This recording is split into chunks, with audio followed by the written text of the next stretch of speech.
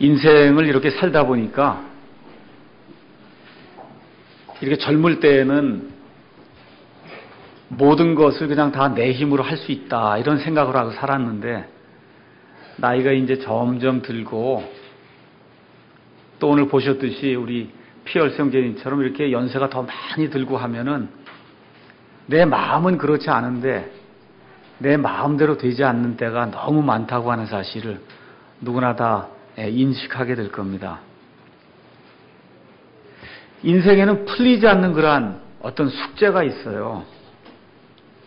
특히 예수님을 믿는 그런 사람들 가운데 풀리지 않는 그 숙제는 뭐냐 하면 예수님을 믿는데 왜 이렇게 어려운 일이 생길까 하는 겁니다.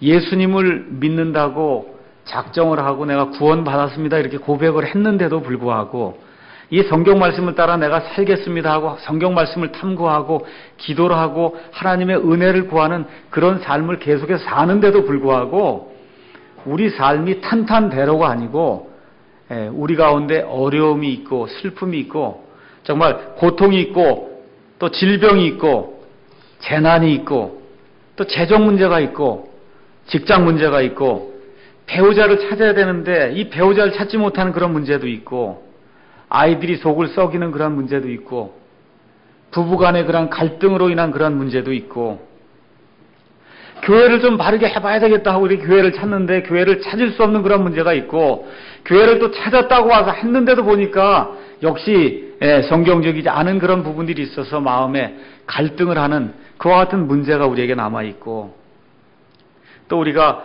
개혁 성경을 보다가 킹제임스 성경이 정말 하나님께서 보존해 주신 건 하나님의 말씀이라고 하는 그런 확신을 갖게 돼서 킹제임스 성경을 믿고 우리가 이걸 하면은 하나님이 킹제임스 성경에 복을 주셔서 순식간에 한국에 사는 모든 사람들이 다 킹제임스 성경으로 바꾸고 그래갖고 하나님의 말씀이 흥왕하게 되는 그런 일이 생기지 않겠냐 하고 이렇게 머릿속으로 기대를 하는데 실질적으로는 오히려 이 성경을 들고 나가서 여기에 빠지지 않은 말씀이 있습니다. 하나님의 온전한 말씀이 있습니다 하면 오히려 이단 취급을 받는 그런 이상한 일들이 우리 가운데 생기고 있습니다.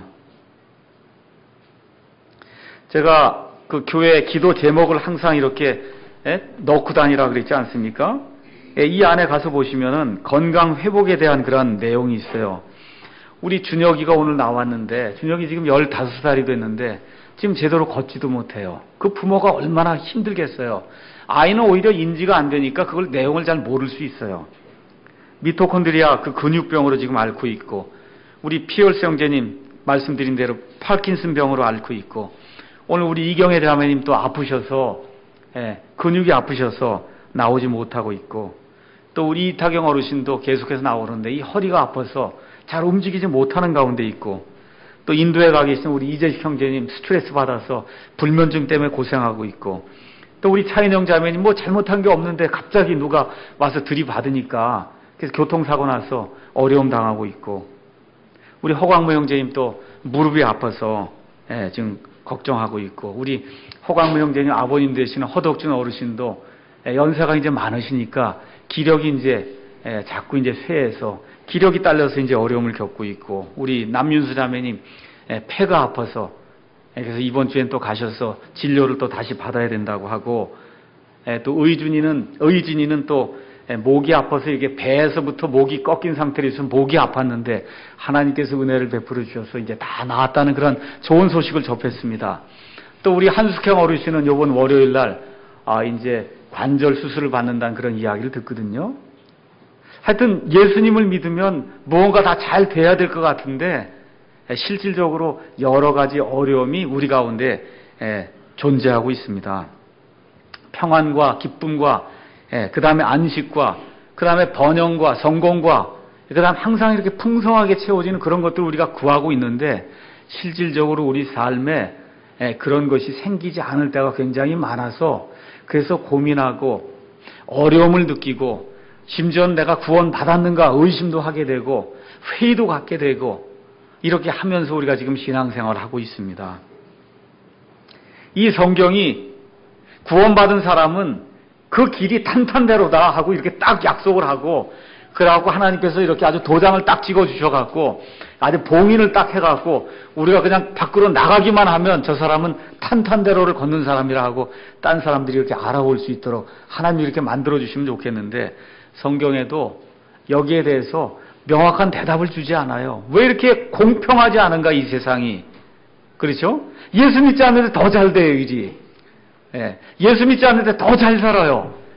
이런 공평하지 않은 그런 문제도 있고 지금 말씀드린 대로 예수님을 믿는데도 어려움이 생기는 이와 같은 그 어려움이 많이 있습니다. 성경은 여기에 대해서 일일이 대답해 주지 않는데 한 가지 확실한 것은 이 하나님을 신뢰하고 살 때 하나님께서 실질적으로 우리 삶에 개입하셔서 그래서 이 어려움을 극복을 하고 그리고 하나님 바라보고 살 수 있는 그와 같은 소망을 주십니다. 그래서 성경을 또 우리가 이 창세기부터 계시록까지 읽을 때 어떤 관점에서 또 볼 수 있느냐 하면 사람은 어떤 존재이고 사람이 이렇게 타락을 한 그 이후로 사람에게 어떠한 고난이 임하는가. 특별히 또 이 구약 성경의 이스라엘 백성과 신약 성경의 교회를 다닌다고 하는 그 교회에 속한 그런 사람들에게도 왜 하나님께서 이런 고난을 허락하시는가? 그 이유가 무엇인가? 거기에 대해서 성경은 여러 가지 이 사례들 들어가면서 우리에게 자세히 보여주고 있습니다. 고난 이야기를 하면 여러분께서 욥이라고 한 사람은 아실 거예요. 아무것도 잘못한 것이 없는데 그에게 엄청난 그런 고난이 당했으나 나중에 그가 그 고난당한 이유를 나중에 하나님께서 그에게 알려주시는 그런 내용이 욥기에 기록이 되어 있습니다.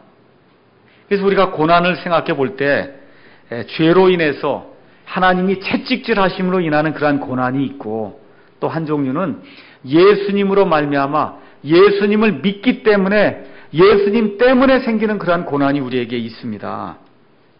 그래서 오늘은 특별히 예수님 때문에 아니면 예수님을 믿기 때문에 하나님의 아들, 딸이 되었기 때문에 생기는 그런 고난에 대해서 한번 생각을 해보려고 합니다.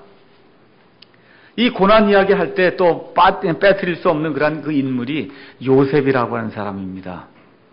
요셉의 기사는 창세기 37장부터 창세기 50장까지 14장에 걸쳐서 이제 나옵니다.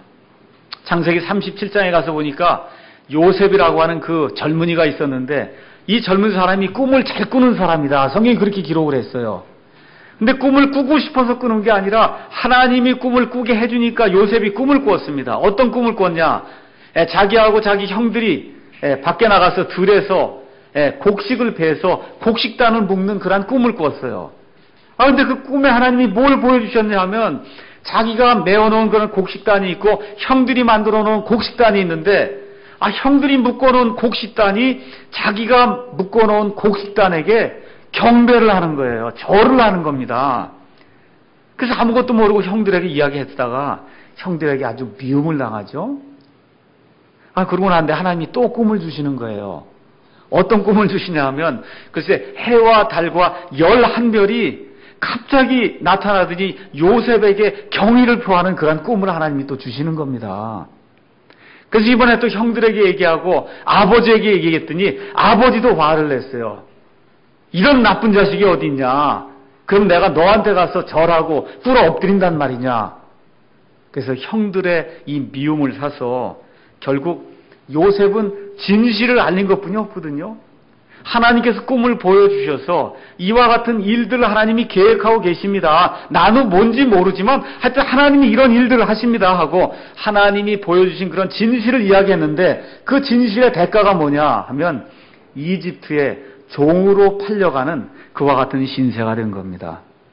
이집트의 종으로 팔려가서도 그가 신실하게 열심히 하나님을 섬기는 가운데 거기 보디발이라고 하는 그런 사람의 집에서 일을 하는데 그 보디발의 아내가 요셉이 아주 잘생기고 미남이고 인물이 준수한 것을 보고는 음욕을 품고 요셉에게 다가서려고 할 때 요셉이 도망치는 것과 같은 일이 기록이 됐어요. 우리 같으면 이거 너무 잘한 거 아니에요?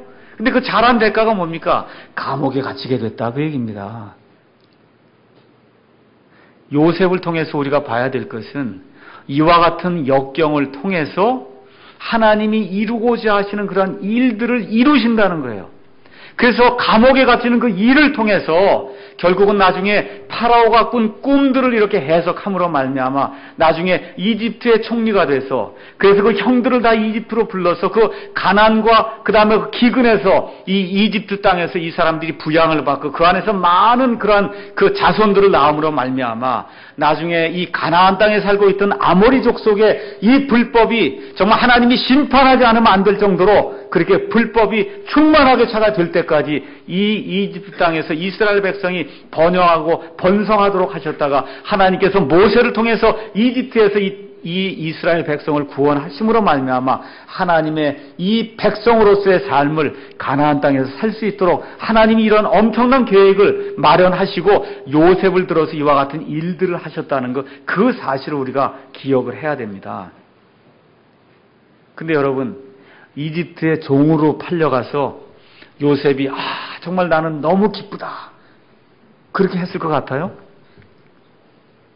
아무것도 잘못한 게 없는데 형들의 시기로 말미암아 이집트의 종으로 끌려갔다가 거기서도 또 그 여주인이 의명을 품고 달겨들 때 이걸 물리쳤으니까 이게 사실 잘한 건데도 불구하고 감옥에 갇혔단 말이에요.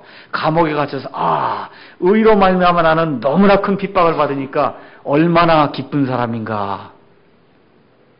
그래서 여기 가운데 어떤 분들은 그렇게 할지 모르겠는데 저는 그렇게 안 했을 것 같아요. 원망하고 불평하고 그렇게 했을 겁니다. 요셉도 분명히 그렇게 했을 거예요. 이러는 가운데 하나님의 뜻을 탐구하면서 하나님께서 내 인생을 통해서 이루고자 하시는 그런 목적이 있기 때문에, 그래서 하나님께서 내게 이렇게 어려움을 주시는구나 하는 것을 깨닫고 하나님께 자기 자신을 내어 맡기고 하나님의 계획과 뜻이 내 안에서 온전히 이루어지기를 원합니다라고 하는 이와 같은 일들 이루게 될 때 예수 그리스도의 예표로서 하나님께서 요셉이라고 하는 사람을 세워주셨다고 하는 사실을 우리가 성경을 통해서 알 수가 있습니다. 그래서 결국 하나님의 시간표에서 우리의 인생 여정을 들여다보자. 제가 그 말씀을 드리고 싶어요. 우리에게 재난이 있어요. 고난이 있습니다. 고통이 있습니다. 아이들도 속을 썩일 때가 있어요. 부부간의 갈등도 있을 수 있습니다. 의로 인해 핍박을 당하는 일이 당연히 있을 수 있어요. 이런 일들을 당할 때 우리 인간의 70, 80년이라고 하는 이런 사람의 그 인간이 사는 인생 여정이라고 하는 그 프레임 속에서 이걸 보지 말고 하나님의 그 인생 계획 속에서 온 우주 공간을 뚫고 계시는 그 하나님의 전체 계획 속에서 나의 삶이 어떤 방향으로 이렇게 변화가 돼서 하나님이 기뻐하시는 그런 방향으로 가고 있는가, 이런 쪽으로 우리가 초점을 두고 살게 될 때 그때 우리에게 다가오는 그런 고난과 어려움과 그 다음에 오늘 읽은 이 징계라고 하는 것이 우리의 유익을 위해서 존재한다는 사실을 우리가 기억할 수가 있습니다. 그래서 오늘은 우리 성도들의 삶에서 일어나는 어려움과 고통과 또 우리가 잘못해서 하나님이 채찍질하시는 그러한 징계, 이러한 모든 것들이 우리를 성숙하게 하기 위해서, 우리에게 유익을 주시기 위해서 하나님께서 우리 인생 여정 속에 만들어 놓으신 그와 같은 도구라는 사실을 우리가 기억하기 위해서 오늘은 징계하시는 하나님이라고 하는 그런 제목을 가지고 하나님의 징계가 무엇인가, 그 징계는 왜 주어지는가, 그 징계의 유익은 무엇인가, 이런 것들을 성경을 통해서 한번 살펴보도록 하겠습니다. 5절, 6절 첫 번째 가서 보시면은 뭐라 기록되어 있냐면, 또한 자식들에게 하듯 너희에게 말씀하시는 권면의 말씀을 너희가 잊었도다. 하나님이 우리에게 권면하신다는 거예요. 이르시되 내 아들아 너는 주의 징계를 멸시하지 말며 그분께 책망받을 때 낙심하지 마라. 주께서 사랑하는 자를 친히 징계하시고 자신이 받아들이는 아들마다 채찍질 하셨느니라 이렇게 기록이 되어 있어요. 그래서 첫 번째 살펴볼 것은 하나님이 사랑하는 성도들에게는 징계가 반드시 있다는 겁니다. 믿으십니까 여러분? 이건 제 말이 아니라 하나님의 말씀이에요. 하나님이 사랑하는 아들, 딸들에게는 반드시 징계를 주신다는 겁니다. 징계, 그러니까 우리말로는 이게 징벌하고 이렇게 훈계를 주는 이와 같은 그런 식으로 이제 기록이 되어 있는데, 사실 영어라든지 아니면 그리스 말 그 원어를 여러분이 가서 보시면은 여기 나와 있는 이 징계는 실질적으로 매를 친다고 하는 그런 의미보다는 이렇게 훈계를 주셔서 바로 잡는다라고 하는 그런 의미입니다. 왜 이런 말씀을 주셨는가? 우리가 히브리서 이 내용을 통해서 우리가 한번 살펴보겠습니다. 히브리서는 누가 기록을 했다 그랬어요? 누가 기록했어요? 사도 바울이 기록했습니다. 히브리 사람들에게 보내는 사도 바울의 서신이다. 성경이 그렇게 이야기하고 있습니다. 자, 그래서 사도 바울이 히브리 사람들, 유대인들 가운데 예수님을 믿는 그런 사람들이 생겨나기 시작했습니다. 그 유대인들은 누구를 믿냐 하면은 하나님을 믿는데, 여호와 하나님을 믿는데 예수님을 메시아라고는 인정을 안 하는 거예요. 그러니까 그런 식으로는 구원받을 수 없는 겁니다. 신약 시대에 하나님께서 자신의 아들을 이 땅에 보내신 그 이후로는 오직 예수 그리스도를 통해서만 구원받을 수 있는데, 이 메시아가 유대인으로 유대인들에게 오셔서 자그마치 3년 반 동안의 공생애를 통해서 내가 하나님께서 보내신 자 메시아라고 하는 사실을, 병자들을 고치시고 많은 기적들을 일으키시고 심지어 죽은 자들까지 일으키시고 맨 마지막에는 자신이 죽었다가 부활하심으로 하나님의 아들이라고 하는 사실을 그렇게 입증을 해줬는데도 불구하고 유대인들이 믿질 않습니다. 이렇게 믿지 않는 이들에게는 구원이 있을 수 없다고 성경이 이야기하고 있어요. 그런데 유대인들 가운데 일부 무리가 성경 말씀을 비교해보고 예수님이 전해주신 그런 말씀을 비교해보니까, 야, 정말 이분이 구약 성경에 그 많은 대언자들이 예언해 놓았던 그 메시아구나. 그 메시아께서 오셔서 우리의 모든 죄들로 인해서 십자가에 죽으시고 3일 동안 묻히셨다가 또 죽음 권세를 이기시고 부활하셨다는 그런 사실을 이 사람들이 믿게 됐습니다. 이 사람들이 믿게 되니까 어때요? 문제가 생기기 시작하는 거예요. 여러분 잘 들어야 됩니다. 믿으면 만사형통되는 게 아니라 믿기 시작하면 문제가 생겨요. 그게 정상적인 거예요. 어떤 문제가 생기기 시작합니까? 그 옆에 있던 유대인들이 배척을 하고 핍박을 하기 시작하는 거예요. 예수가 나사렛에서 무슨 선한 게 나올 수 있느냐? 아, 나사렛에서 왔다 가는 저 예수가 어떻게 메시아가 될 수 있느냐? 너 미쳤냐?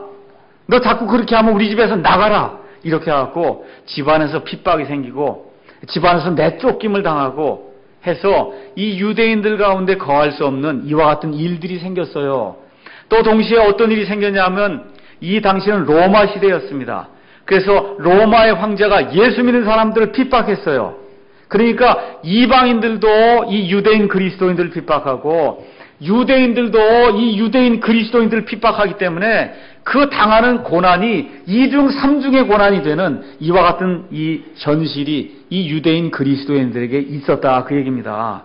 그래서 사도 바울이 이와 같은 사실을 살펴보고 이 사람들에게 격려와 위로를 줘야 되겠다는 그런 말씀을 생각을 하고는, 그리고 히브리서를 하나님의 영감을 받아서 지금 기록을 해놓은 것이 여기 나와 있는 이 말씀이에요. 그래서 이 히브리서를 통해서 사도 바울이 히브리서 11장에 구약 성경에 나와 있는 믿음의 사람들 알고 있지 않냐? 아담부터 시작해서 아벨부터 시작해서 구약에 나오는 모든 믿음의 사람들, 그 영웅들의 그 일대기를 히브리서 11장에서 사도 바울이 다 이야기를 해주면서 이 사람들이 이 세상에 살면서 어려움을 겪었지만 믿음을 가지고 하늘에 대한 소망을 가지고 살지 않았느냐, 이 말씀을 11장에서 다 이야기해 준 다음에 12장으로 넘어가서 그러면 이 사람들이 가지고 있던 그 믿음의 원천이 뭐냐 하면 우리의 믿음의 창시자요, 우리의 믿음의 완성자이신 그 예수님, 바로 그 예수님이 주신 그 믿음, 그 믿음이 너희 히브리 그리스도인들이 가지고 있는 그 믿음이다. 그래서 그 믿음을 주시는 예수 그리스도만 바라보고 그 소망의 주님만 바라보고 우리가 이 어려움을 극복하고 나가야 된다라고 하는 그러한 격려의 메시지를 지금 주고 있는 겁니다. 그 주고 있는 가운데 지금 히브리 그리스도인들이 너무나 고난을 많이 당하니까 이 징계의 메시지를 주시는 거예요.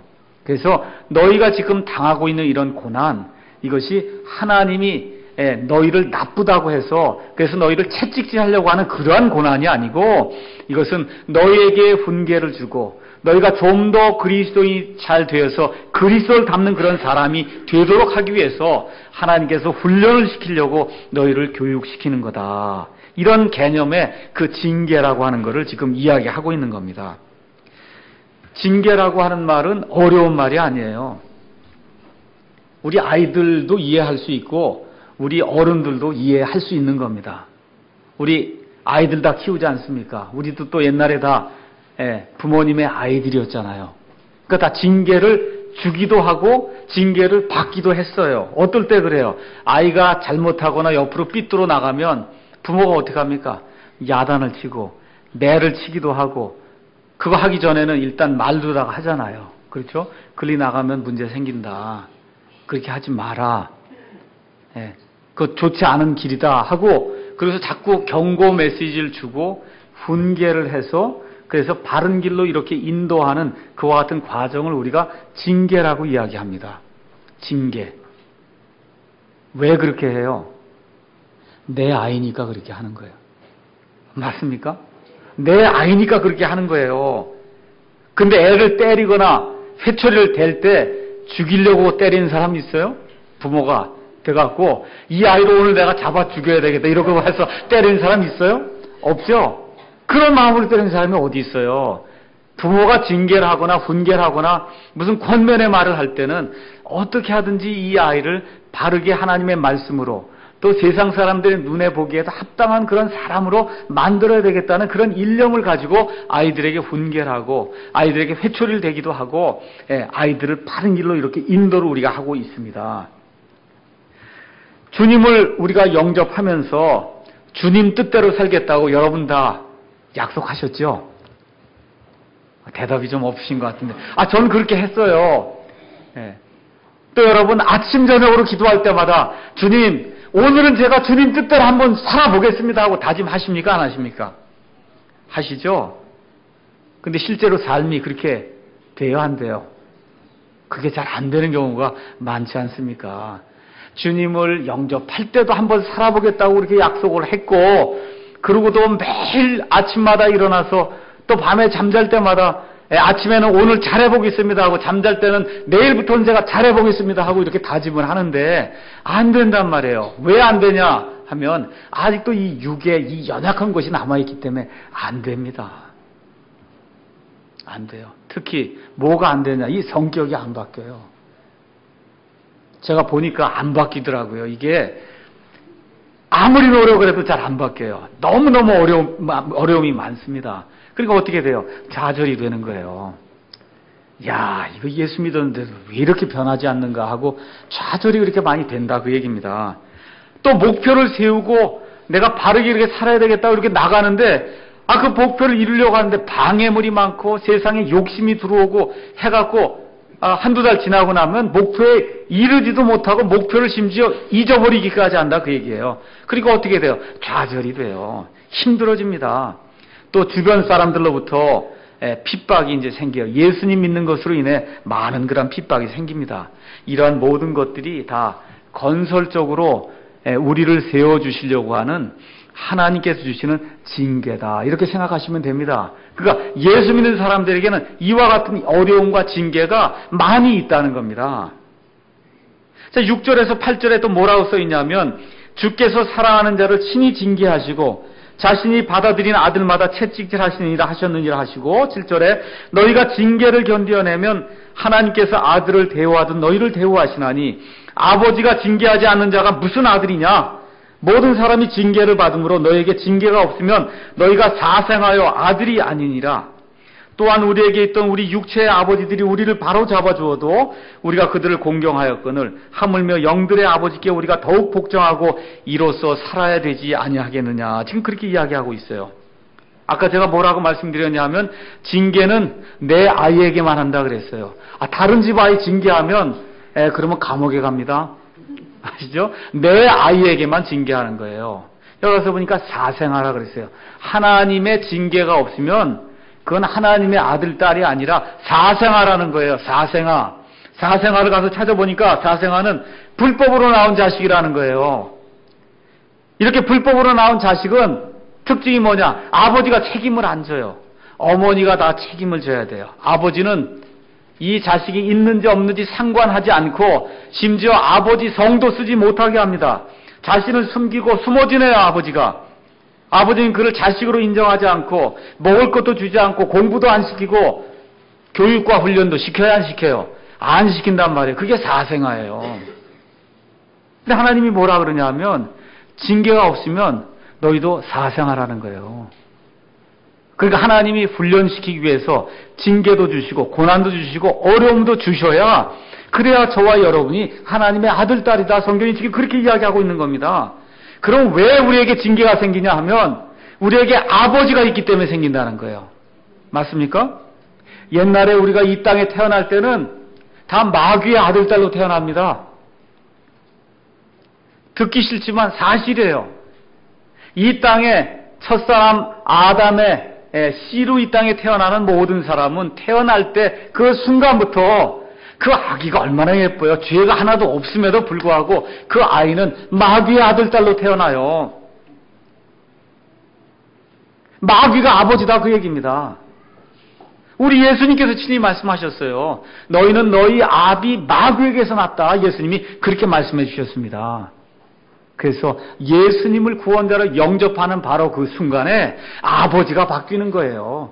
그래서 마귀에게서 하늘에 계신 우리 하나님 아버지, 그 아버지로 우리의 아버지가 바뀌는 것과 같은 일이 생깁니다. 그래서 그 성령님을 힘입어서 그 아버지를 우리가 아바 아버지 하고 기도 드리는 그런 대상으로 삼는 거예요. 그래서 여러분 기도할 때 누구에게 기도하세요? 아버지하고 기도하지 않아요. 아버지. 그렇지 않습니까? 아버지하고 기도하는 거예요. 물론 예수님하고 기도하는 사람도 있고 성령님이라고 기도하는 사람 거의 없어요. 성경에 그런 예가 없기 때문에.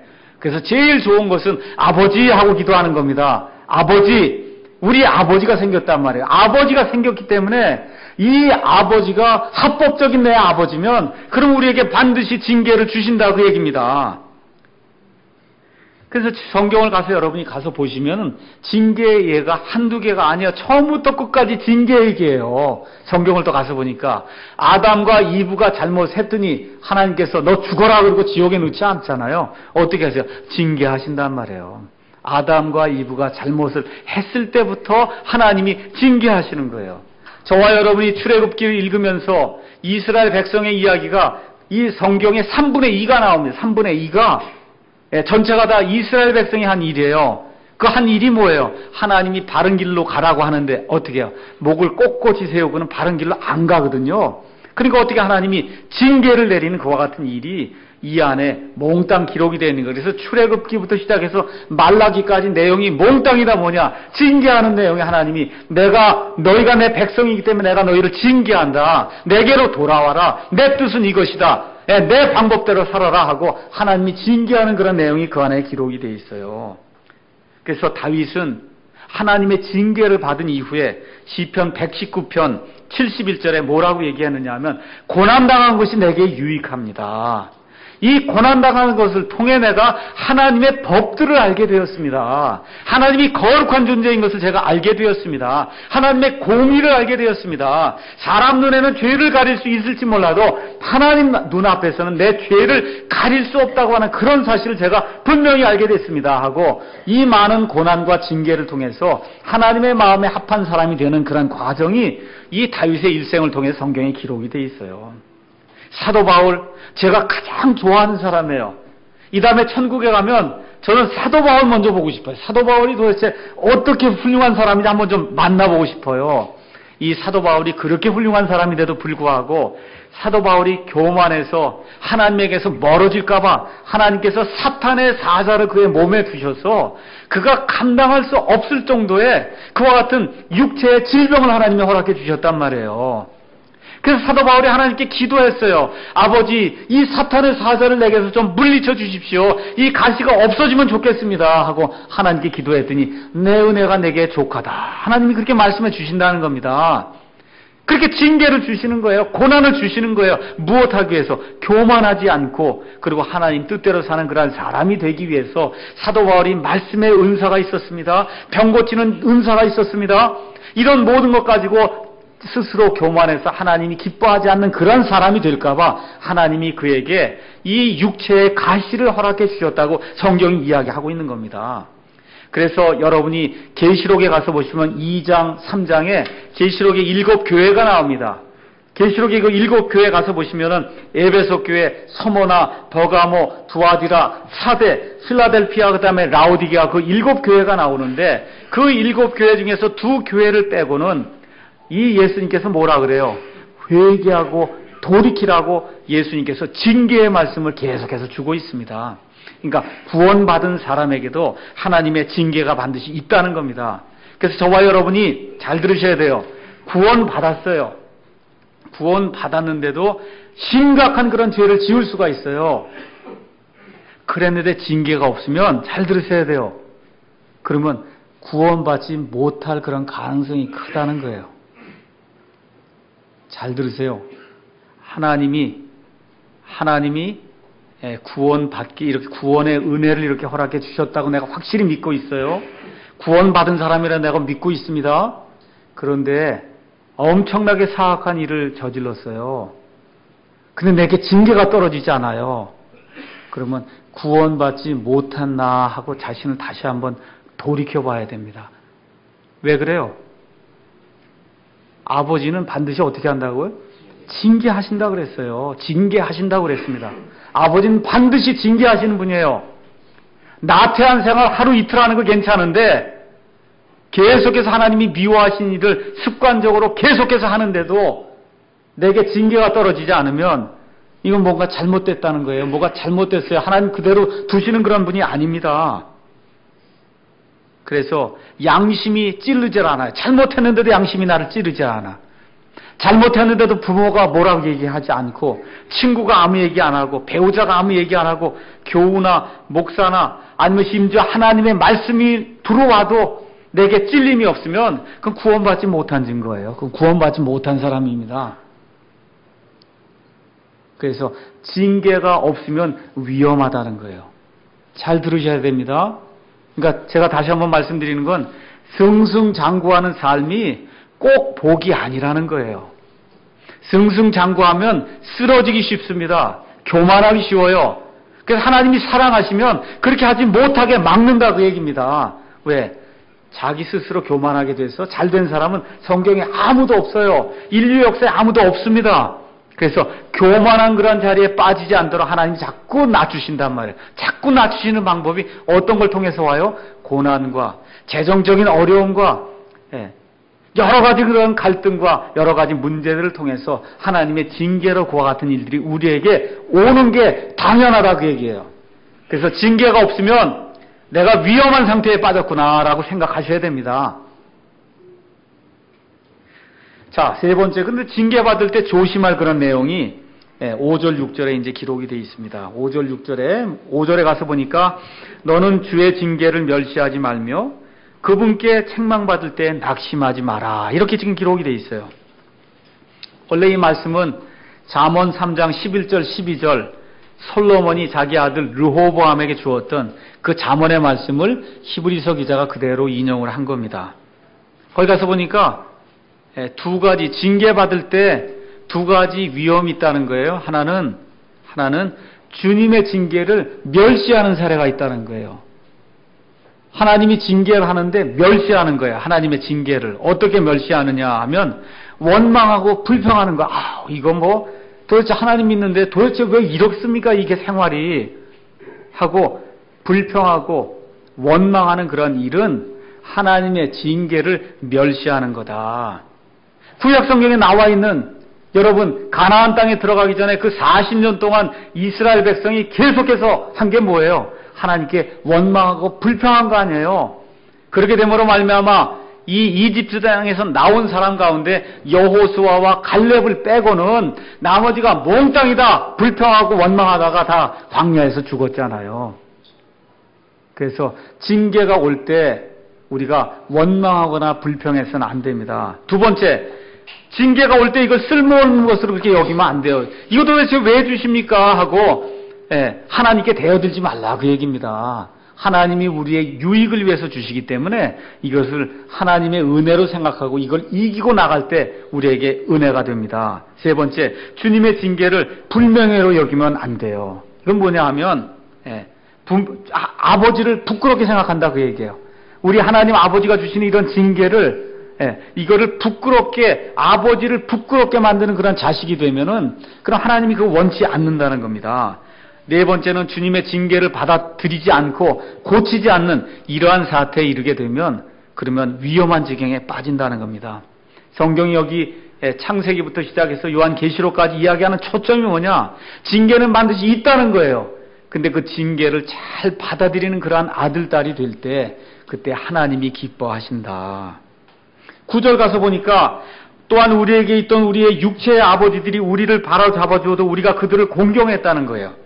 오늘은 아이들에게 우리가 좀 이야기하려고 그럽니다. 여기 아이들 많이 있죠? 어머니나 아버지가 아이들 잘못하면 야단을 칩니다.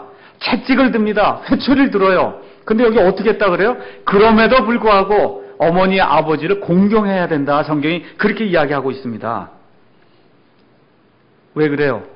어머니, 아버지가 사랑하기 때문에 잘 되라고 지금 이야기하는 거예요. 잘 되라고.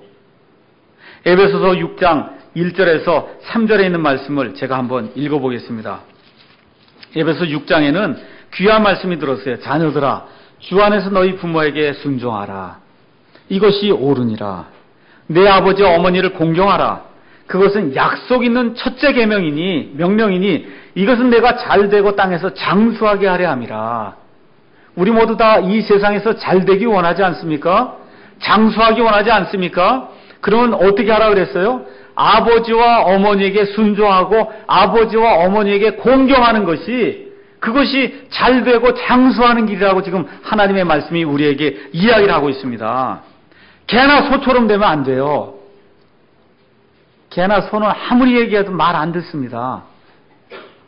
사람이라고 하면 이 하나님의 말씀을 통해서 하나님을 두려워하면 아버지, 어머니를 공경하라고 지금 여기 성경이 이야기하기 때문에, 특별히 우리 아이들이 이 말씀을 통해서 어머니, 아버지가 징계라고 훈계라고 교육을 할 때 다 나 잘 되라고 하는 거구나 이렇게 생각을 하고, 내가 하나님을 두려워하니까 어머니, 아버지를 공경하는 차원에서 어머니, 아버지의 말씀을 따라 순종하는 아들, 딸들이 돼야 되겠구나 이렇게 작정을 해야 됩니다. 두 번째, 징계를 받을 때 조심해야 되는 거는 기진하는 거예요. 힘이 다 빠지는 거예요. 어떻게 되느냐? 징계가 오니까 아유, 난 이거 감당할 수가 없구나. 나는 하나님의 자녀가 아닌가 보다 하고 자포자기해서는 안 된다는 겁니다. 자포자기하면 안 돼요. 어떻게 해요? 일어나서 거기 가서 한번 보시겠습니다. 12절 한번 가서 보시죠.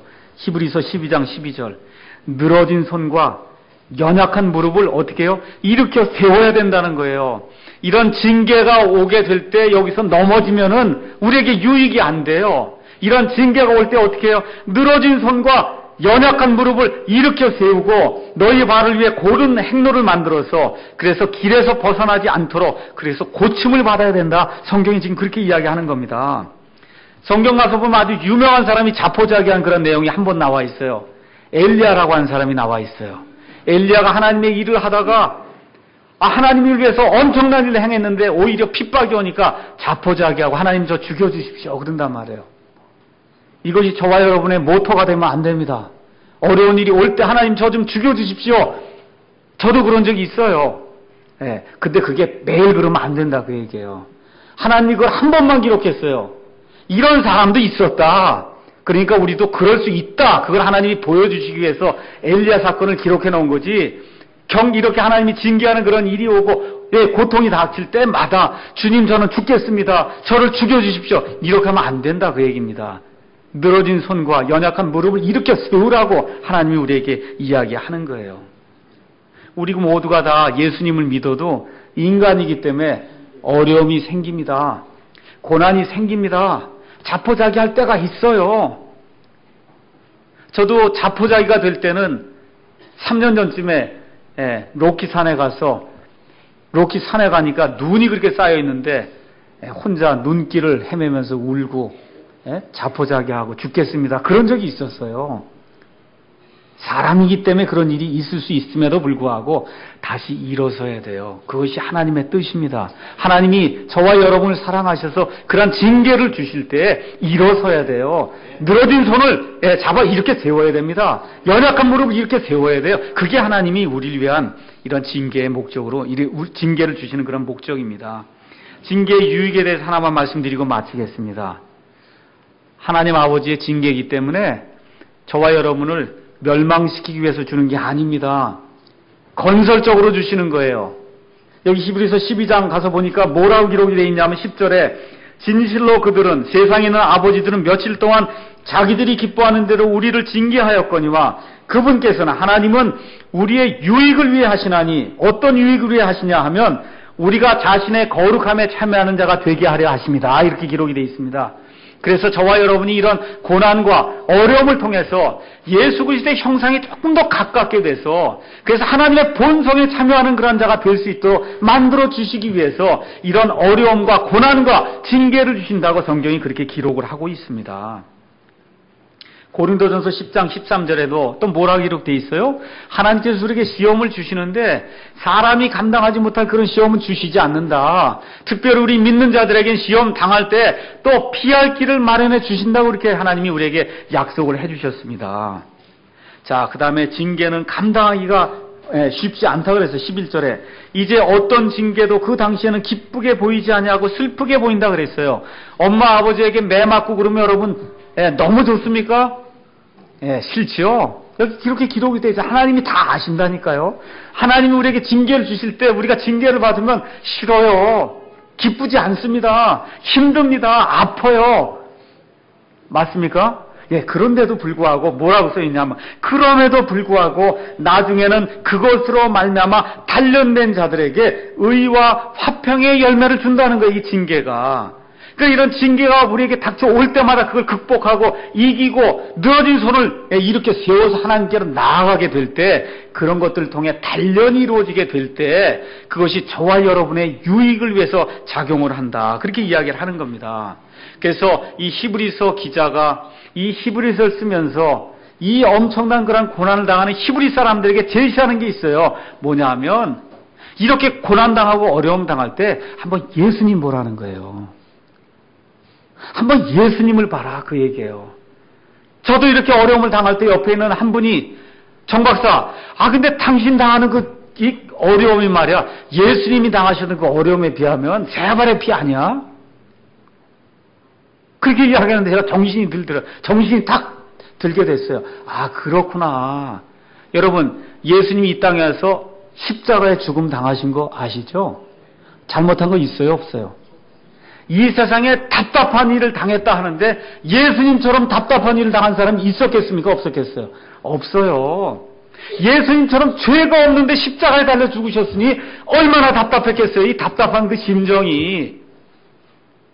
그래서 여기 나와 있는 말씀이 그거예요. 12장 2절에 우리의 믿음의 창시자여 완성자이신 예수님을 바라보자. 그분께서는 자기 앞에 놓인 기쁨으로 인해 십자가를 견디사 우리에게 주어진 이런 징계와 고난과 어려움과 이런 것들을 견디게 될 때 그 십자가를 견디사 그 수치를 멸시하시더니 그 다음에 단계가 뭐라는 거예요? 이제는 하나님의 왕좌 오른편에 앉아 계셔서 이제는 영광의 주님으로 재림하셔서 이 땅의 모든 죄를 지은 그런 사람들을 심판하시는 심판주로 오신다는 겁니다. 그래서 이 예수님을 바라보고 고난과 어려움과 재난이 우리에게 닥치게 될 때 예수님이 가졌던 그런 그 어려움을 생각해 보시고 이걸 이김으로 말미암아 예수님이 영광의 자리에 가셨던 것처럼 이 세상에서 당하는 이런 가벼운 이런 고난들이 영광의 그 무거운 것을 우리를 위해서 이룬다고 하는 그런 사실을 기억하고 그리고 어떻게 해요? 늘어진 손을 잡아 일으켜야 되는 거예요. 연약한 무릎을 잡아 일으켜 세워야 됩니다. 그래서 이 징계를 주신 하나님의 목적이 우리의 유익을 위하거나 가는 그런 사실을 꼭 기억하시고 이번 한 주 동안 또 앞으로 인생을 사는 동안 저와 여러분이 한번 노력해 보자고요. 어떻게 하든지 하나님 안에서 예수님께 소망을 두고 그리고 예수님이 그 수치를 멸시하시다가 영광의 자리에 앉으셨던 것처럼 우리도 그 예수님의 발자취를 따라서 이 세상에서 당하는 그런 여러 가지 어려움과 고난과 징계를 우리가 예수님처럼 이기고 소망을 가지고 사는 가운데 예수님께서 공중강림하실 때 우리 몸이 휴거가 되고 죽어있다 하면 우리 몸이 부활이 되는 그런 영광스러운 자리에 들어가야 되겠다. 이러한 소망을 가지고 사시는 그런 한 주간이 되기를 주님의 이름으로 축원합니다. 기도하시겠습니다.